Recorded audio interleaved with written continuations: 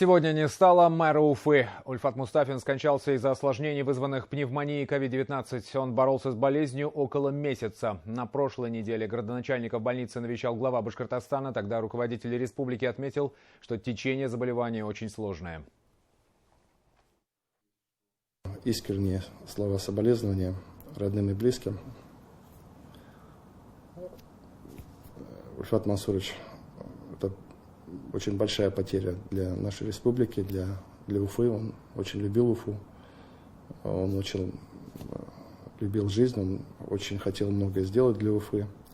Всех прошу очень серьезно беречь себя.